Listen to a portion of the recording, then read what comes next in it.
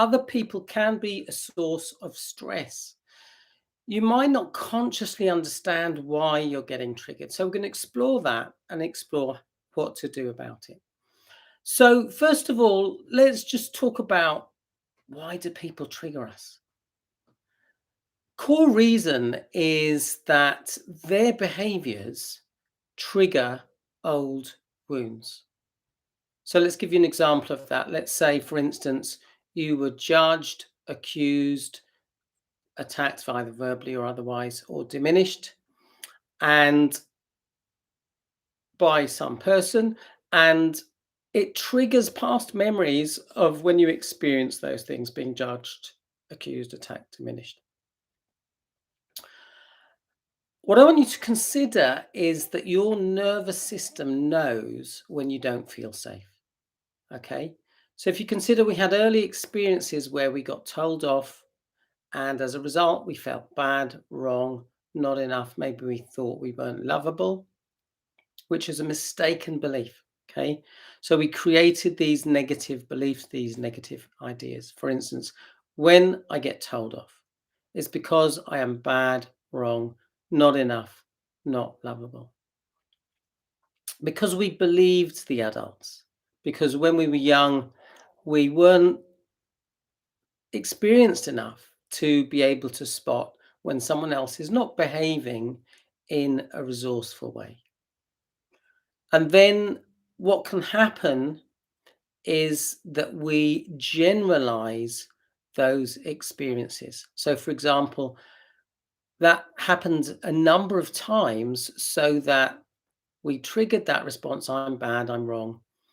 And we generalized it so that any time someone was critical, even if they're being unfair, even if we're not at fault, that response gets triggered. I'm being told off, or someone's criticizing me, therefore I'm bad, wrong, not enough, not lovable. Okay, it becomes hardwired, if you like, or it becomes a program. Okay, and I've got a personal example of that. A few weeks ago, I posted something and on social media, and someone responded it to that post in quite an aggressive way. Okay, they made accusations, made extraordinary statements and judgments, and there was this attitude that what they were saying was right and I was wrong. And it triggered a response in me, even though consciously I worked out quite quickly that this person wasn't really behaving in what I would say is an adult manner, okay, because of the way they were communicating. And so it triggered me because it was a reminder of those past experiences I'd had. So why do people do these behaviors? One reason may be that it's a learned behavior. Okay, maybe they have been judged and so they're just copying that behavior, even though they didn't like it. Partly because sometimes some people have a need for significance, and the way they get their feelings of significance, feelings of feeling good about themselves, is to put someone else down, because then they can think, I am better than you. Okay, so just let me know in the chat, from what I've said so far, is this resonating? Can you relate? Okay, so do let me know. Lynn says, thanks, Simon, you're welcome. So how do we stop reacting? Okay, it involves doing some deep work. So Lynn says she can relate. Okay, so for some people, before they do the work that I'm going to explore and walk you through, it's important that they do work to reconnect to their body. If it's not safe enough for them to experience the physical sensations and the emotions, if that's too triggering for them, they might need to do some work beforehand. Okay, now there is some inner child work we can do. I'm not going to go into that in any depth today, because otherwise this will be a long video, but I'm going to take you through a 4-step system. I'll talk about steps 1 and 4, and I'll outline steps 2 and 3 briefly. So step 1 is what I call the 4 A's. Okay, the first A, so letter A, stands for awareness. We need to make the shift from being unaware to aware. So let me give you an example of that. Let's say I'm driving along and someone cuts me up. I might respond with anger, and I might be in that anger. And that means I'm kind of unaware of the processes going on in my head which result in me generating anger. So I'm not aware of the meaning I'm giving that experience, which means I generate that anger. If I shift into a state of awareness, it's like being able to take a step back and becoming the observer. It's having that ability to say, oh, I noticed that when this person does that thing, this is my response. Okay. When I'm unaware, I can be quite reactive. I can maybe shout. I remember someone being in a minibus with someone and someone just bibbed him and he really reacted. He got really angry and I think he was very upset. Okay. And actually, it was just someone bibbing him. I wouldn't have taken much notice of that. Okay. But when I'm aware of what's going on, then I have more choices. I'm able to be more proactive in how I respond to that experience. So that's the first A, awareness.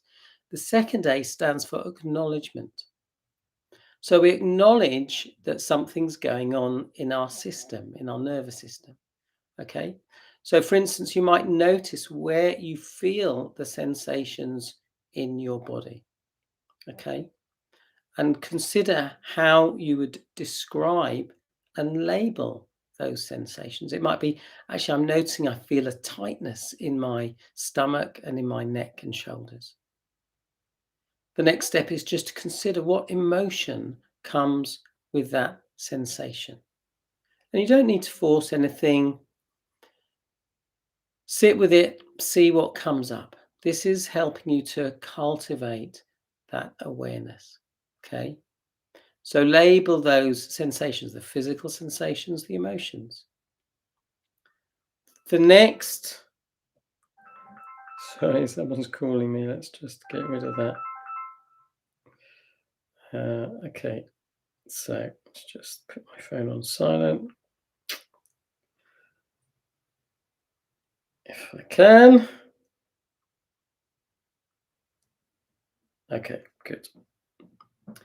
So the next step is to allow and accept. Okay.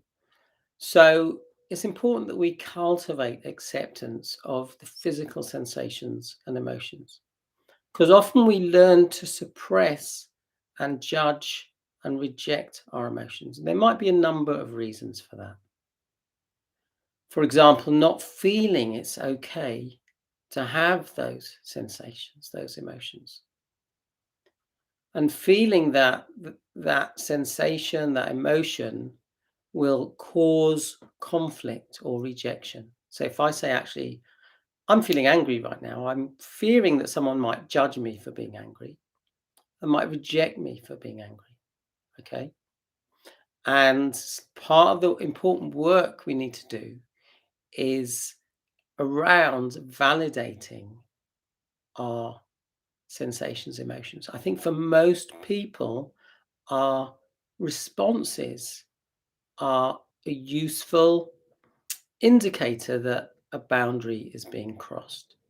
Very occasionally, sometimes people perhaps have developed their sensitivity is very high, so they interpret a lot of things that aren't a criticism or a threat as being a threat. Okay, but even so, it's still possible to learn better self-regulation. I've worked with clients who have been in the past very reactive, and they have learned to become much more receptive and more open to an exchange, and they're able to manage it better. Okay.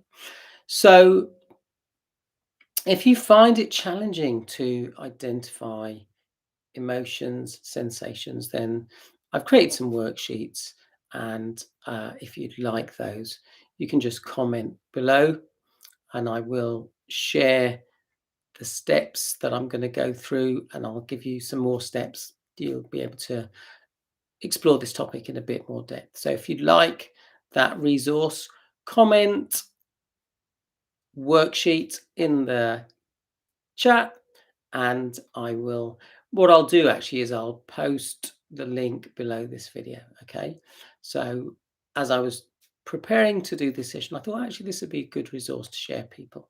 Okay, so Lynn said worksheet. Lynn, you've already got access to it, but that's fine. So now the step 2, which I won't go into too much depth, okay, is to kind of notice what your mind does when you experience those physical sensations and emotions. Does it create a story? Does it catastrophize? Okay. For instance, if someone trolls me, am I saying to myself, oh, I'm bad, I'm wrong, I shouldn't do this work because, I'm too sensitive or whatever? That's the whole lot of stuff going on in my head. All right. This is a protective strategy. It's a part of you that is trying to take care of you. Okay. And what we need to do in that situation is to be able to connect to that part of us that has the capacity for wisdom. And that part can take care of the part of us that is feeling wounded right now. If we call that wounded part the child self, the wounded child, the wounded self, then it's the job of that part of us that has the capacity for wisdom to take care of that part. So this is where we get into doing some inner child work. Step 3 is to kind of consider what patterns are going on here. Is this a reaction that I've experienced before?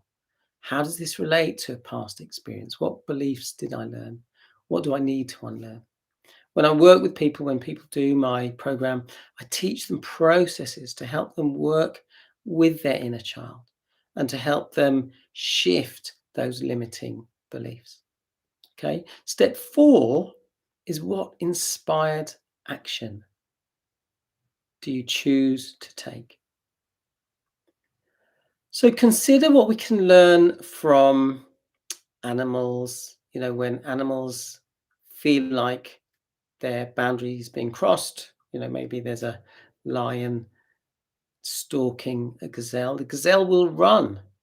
Okay. If two lions are facing off against each other, they'll bare their teeth, they'll express themselves, they'll roar. Okay.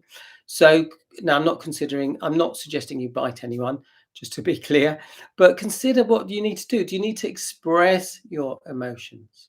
Okay. Do you need to communicate assertively with another person regarding your experience? Do you need to do some journaling? Do you need to do some art? Do you need to do some other type of expression of emotions? Do you need to discharge your emotions? As I say, consider how animals deal with stress. Okay. Consider if the sensations could express themselves, how would they do that? Would it be by moving the body? What movement would you make? Would it be by making a noise? What would it sound like? Would it be by speaking? What would you say? Do you need to soothe your emotions? Do you need to do some relaxing, grounding, physical movements? For example, I've created videos on a very simple Qigong technique and another physical technique, which is on my YouTube channel, so check them out. I'll make sure that they're in the movement playlist. So check them out. I've also created a video where I talk about some vagus nerve exercises. Again, maybe I'll put the link below this video. Check that out. Do you need to work on forgiving yourself or another person? When I train people, I teach people a process called the whole you process and the see it method, which is a way of working with that part of us that is wounded. So that's kind of step 1. We need to do some deep work. Step 2, or the next thing that we can do, is to actually reframe our experience. So this is more a mindset shift. Okay, so what we've talked about in the first bit is actually doing some stuff, working on the physical sensations, working with the emotions. But it's also useful to reframe the way we look at things, because often people are doing that work that I've just been talking about, but they haven't yet shifted their way of looking at things, and they haven't necessarily always shifted the core beliefs. So consider one way of reframing. Reframing is simply looking at things in a more useful way. Okay? Consider that happy people don't put other people down. If someone is happy and content, they're more prone to lifting people up, encouraging, supporting them. I know, for instance, when this person was trolling me, or not, maybe trolling is a strong word, but they weren't interacting in what I would say is an adult manner.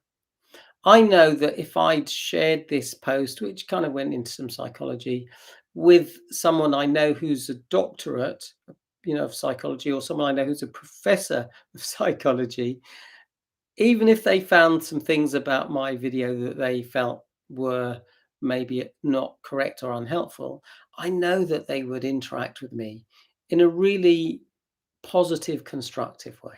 Okay. So consider that how people behave is information about them. When people are being judgmental, they're not owning their feelings.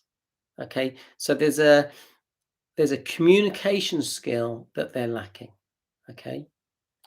And it might be they just need to learn how to communicate in a way that creates win-win situations rather than ways that create more conflict. Because when this person was kind of interacting with me the way they were, I could have come down to this level of talking in a kind of combative way, but I chose not to. I'll come to my little rule in a minute. That's the next thing I'm going to be talking about. But consider we might understand this intellectually, that happy people don't put other people down, but we still need to kind of get that on a cellular level rather than just an intellectual level. So the kind of third piece is to consider, what are your rules? What are your standards for the behavior you will tolerate? One of the things I realized only fairly recently is that I needed to upgrade my rule regarding how others interact with me. So I came up with this idea a while back of having a personal handbook, which is like a little book of rules, guidelines, beliefs that I choose to cultivate. So, for example, one of the mantras that I really like is a quote by Ray Dalio, which is, "We either win or we learn," rather than, "Oh, I've made a mistake, I've screwed up, what an idiot I am, I failed." That's one way of looking at when we don't get the result we want. Another way is, this is something I can learn from. Okay. So I'm really working on embracing that approach. My rule regarding others is be respectful. So I aim to be respectful. And if I'm not respectful, I'm completely open to being challenged. So Viv says, yes, I can relate. Good to know. Yeah, if I say something that someone reacts to, I'm really happy to be challenged. Okay, challenge is different to being judged. Okay, and I expect people to be respectful. If someone isn't respectful, I'll give them a warning. I'll say, look, actually, I don't feel comfortable about what you've just said. Would you be willing to consider how you communicate? And if someone keeps doing that, then there is the possibility that I will just block them if they're on social media, or I'll cut them out of my life if they are part of my personal life and they persist in doing certain behaviors that I don't find tolerable. Okay. And I've actually found that my stress levels have reduced since adopting and implementing this rule. So I've created this kind of language, if you like. When someone says something, in the past, someone would say something that was quite antagonistic, and I would just react. I'd feel my body tensing up because I was, for the reasons I've mentioned earlier, I'm suppressing my feelings and my sensations. Whereas now I say, actually, I don't feel comfortable. When you say that, I don't feel comfortable because I have a need for respect. Would you be willing to rephrase what you're saying or speak in a different way? Um, and if not, then, we might part company. So in the past, that kind of event being trolled by someone would have really affected me. And even this time, a few weeks ago, it did kind of affect me. I was thinking about it a lot, but I recovered much more quickly.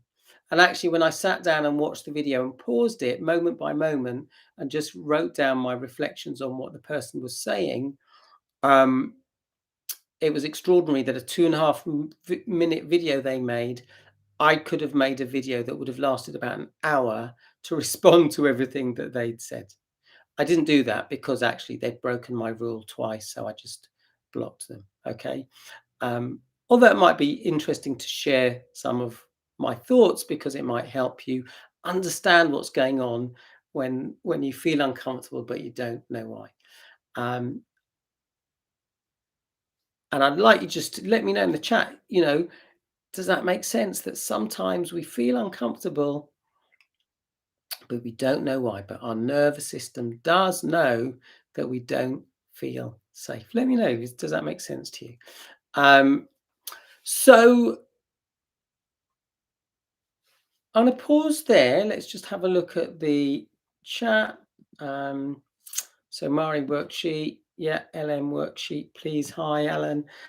Okay, so what I suggest we do, if you've got any comments, do pop them in the chat. Any questions? Otherwise, we'll finish with a very brief relaxation. So Lynn says, yes, it makes a lot of sense now, didn't before. Thanks, Simon. You are welcome, Lynn. Amazing. Really massive respect to you all for kind of being interested in learning more about this topic. I wish, I'd known more about it, many years ago, because I can remember not so long ago still being very reactive to people's stuff. And it's helped me really make sense of what's going on. All right. So I'll pause there and we'll just finish with a very brief relaxation. If you're watching the replay, just comment hashtag replay. And if you've got any questions, pop them in the chat and I will respond to them. But for now, I'd invite you just to close your eyes. Obviously, only close your eyes if it's safe. Don't close your eyes if it's not safe for you to do so. Invite you just to take a breath in through your nose, as long as that's comfortable, into your belly, and out through your nose. And as you breathe in and out, just allow your out breath to be a little bit longer than your in breath. As when you do that, you activate the parasympathetic nervous system rest and digest response. So as you breathe in and out, just breathing in that oxygen, breathing in patience towards yourself, breathing in pragmatism, breathing in self-acceptance, breathing in calm,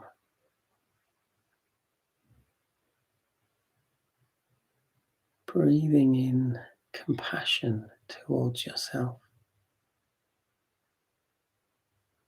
Sometimes when I'm working with people, they're judgmental of themselves. They say, I should have worked all this out by now.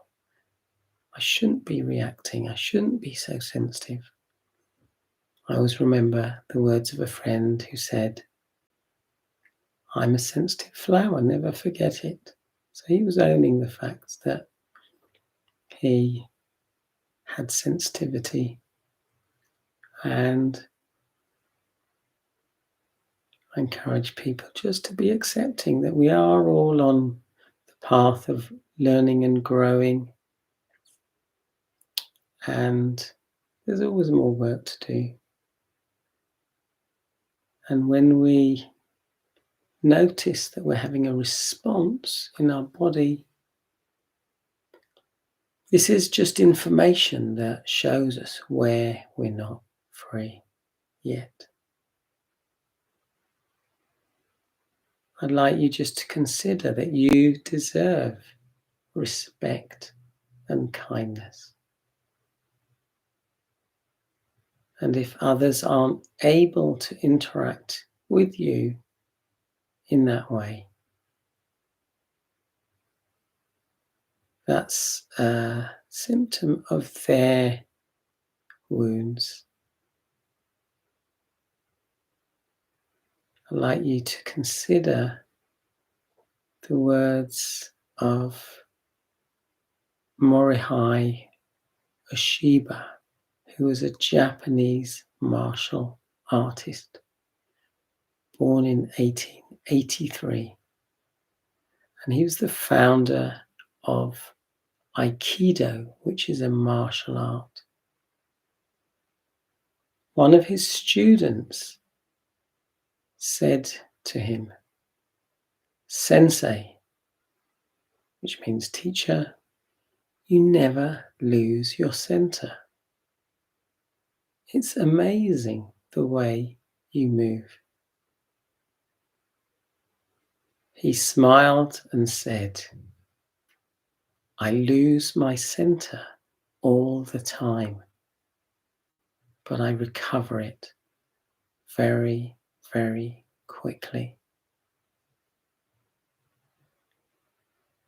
What I invite you to consider is that you can learn to recover quickly. That does involve doing some deep inner work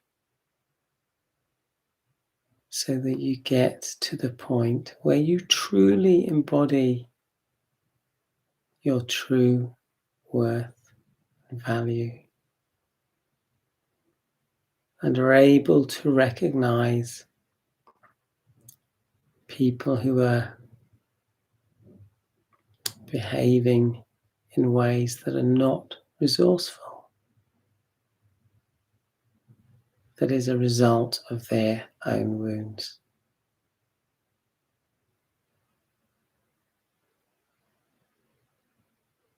So,